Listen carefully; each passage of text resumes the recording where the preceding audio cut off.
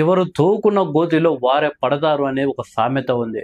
ప్రస్తుతం తెలంగాణ రాజకీయాల్లో కేసీఆర్ గారిని గమనిస్తే అలానే అనిపిస్తుంది. 2014 ఎన్నికలకు ముందు కేసీఆర్ గారు ఏ సమావేశాల్లో ఏ సభలో అయినా సరే కానీ తెలంగాణ ఆంధ్ర సెంటిమెంట్ తీసుకువచ్చి ఆంధ్రప్రదేశ్ నాయకులైన కాంగ్రెస్ పార్టీ నాయకులు దివంగత నేత వైఎస్ రాజశేఖర రెడ్డితో మొదలు పెడితే వైఎస్ జగన్మోహన్ రెడ్డి గారి వరకు, అలాగే టీడీపీ నాయకులు చంద్రబాబు నాయుడు గారిని కూడా నోటికొచ్చినట్లు దూషించేవారు కేసీఆర్ గారు.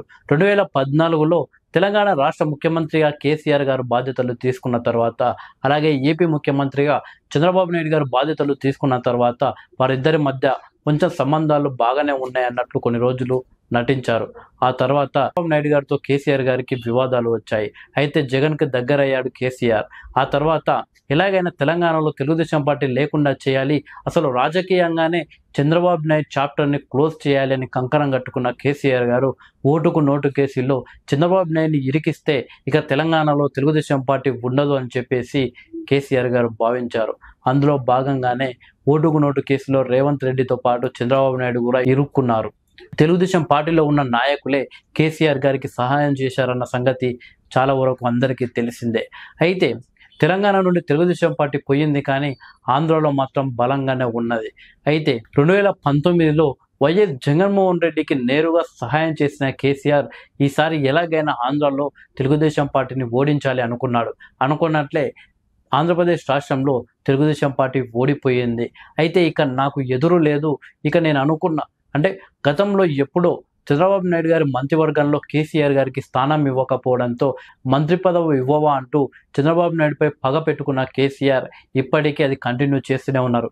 కానీ చంద్రబాబు నాయుడు గారు మాత్రం ఎప్పటిదప్పుడే వదిలేసుకుంటూ మర్చిపోతూ కేవలం ఆయన అభివృద్ధి పైన, అలాగే పార్టీ నిర్మాణం పైన ఫోకస్ చేస్తూ ఉంటారు. అయితే 2019లో చంద్రబాబు నాయుడు గారు ఏపీలో ఓడిపోయిన తర్వాత రోజు రోజుకు పార్టీ నాయకులపై, కార్యకర్తలపై వైఎస్ఆర్సీపీ దాడులు చేయడం, కార్యకర్తల్లో సైతం ఇక పార్టీ పరిస్థితి ఏంటి అన్నట్లు వాళ్ళకు ప్రశ్నలు ఎదురవుతున్న సందర్భం, రోజు రోజుకు పార్టీ బలహీనం అవుతుండడం, ఈ రకంగా జరుగుతున్న పరిణామాలను చూసి ఒకవైపు బీఆర్ఎస్ అలాగే వైఎస్ఆర్సీపీ ఎంజాయ్ చేసి వచ్చింది. ఇక చంద్రబాబు నాయుడుకి అరెస్ట్ అయిన సందర్భంలో కూడా కేటీఆర్ గారు ట్వీట్ చేయడం జరిగింది. ఈరోజు మార్నింగ్ నుండి ఒకటే నవ్వుకుంటున్నాను అన్నట్లు ఒక ట్వీట్ చేయడం జరిగింది. దానిపై తెలుగు తమ్ముళ్ళు అంతా ఫైర్ కావడం జరిగింది. సో కర్మ సిద్ధాంతాన్ని ఫాలో అవుదాం, మనకి ఎప్పుడు ఒకసారి అవకాశం దొరకదు అన్నట్లు వాళ్ళు కూడా ఉన్నారు. ఇక మొత్తానికి మొన్న జరిగిన అసెంబ్లీ ఎన్నికల్లో మాత్రం కాంగ్రెస్ పార్టీ తెలుగుదేశం పార్టీ మధ్యన తెలంగాణలో ఇలాంటి పొత్తు లేనప్పటికీ తెలంగాణ తెలుగుదేశం పార్టీ కార్యకర్తలు మాత్రం స్వయంగా వాళ్ళంతటా వారే వచ్చి కాంగ్రెస్ పార్టీ జెండాను భుజానం వచ్చి కాంగ్రెస్ పార్టీకి సపోర్ట్ చేసి కాంగ్రెస్ పార్టీ విజయం సాధించడంలో కీలక పాత్ర పోషించారు. ఇక సీఎం రేవంత్ రెడ్డి గారే ముఖ్యమంత్రిగా బాధ్యతలు తీసుకున్నారు.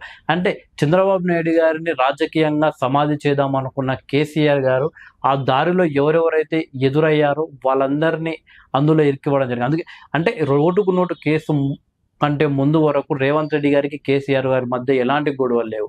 సో రేవంత్ రెడ్డి గారు కూడా అంతకుముందు చాలా వరకు కేసీఆర్ గురించి పాజిటివ్గానే మాట్లాడేవారు, కానీ నెగిటివ్గా ఏం మాట్లాడలేదు. సో ఎప్పుడైతే చంద్రబాబు నాయుడుని ఇరికించే ప్రయత్నం కేసీఆర్ గారు మొదలు పెట్టారో ఆ ప్రయత్నంలో ఎవరు కనపడ్డా సరే చంద్రబాబు నాయుడు పక్కల అంటే ఒక వ్యక్తి వల్ల చంద్రబాబు నాయుడిని ఇరికివచ్చు, అంటే చంద్రబాబు నాయుడుతో పాటు ఆ వ్యక్తిని కూడా ఇరికించే ప్రయత్నం కేసీఆర్ గారు చేయడం జరిగింది. అందులో రేవంత్ రెడ్డి కూడా ఇరుక్కున్నాడు. సో రేవంత్ రెడ్డిని ఒకవేళ కేసీఆర్ గారు ఇరికించకుంటే తెలంగాణ రాష్ట్ర ముఖ్యమంత్రిగా రేవంత్ రెడ్డిని సీఎంగా చూద్దుమా అంటే కష్టమని చెప్పవచ్చు. ఎందుకంటే ఓటుకు నోటు కేసులో ఎప్పుడైతే రేవంత్ రెడ్డి గారు ఇరుక్కున్నాడో అప్పటి నుండి తన పోరాటాన్ని ఇంకా మరింత బలం చేసి కేసీఆర్పై పోరాటం కొనసాగిస్తూ ఇలా ఈ స్థాయికి వచ్చాడు రేవంత్ రెడ్డి గారు. సో మొత్తానికి కేసీఆర్ గొత్తి కేసీఆరే తోకున్నట్లు అయిపోయింది. ఎప్పుడైతే బీఆర్ఎస్ పార్టీ బలంగా ఉన్న సందర్భంలోనే కేటీఆర్ని ముఖ్యమంత్రి చేయాలి అని కేసీఆర్ గారు ఆలోచించారు. మొన్న జరిగిన అసెంబ్లీ ఎన్నికల్లో కూడా ఒకవేళ బీఆర్ఎస్ అధికారంలోకి వస్తే కేటీఆర్నే ముఖ్యమంత్రి చేదురని ఇప్పటికీ బీఆర్ఎస్ పార్టీ నాయకులు మాట్లాడుకుంటున్నారు.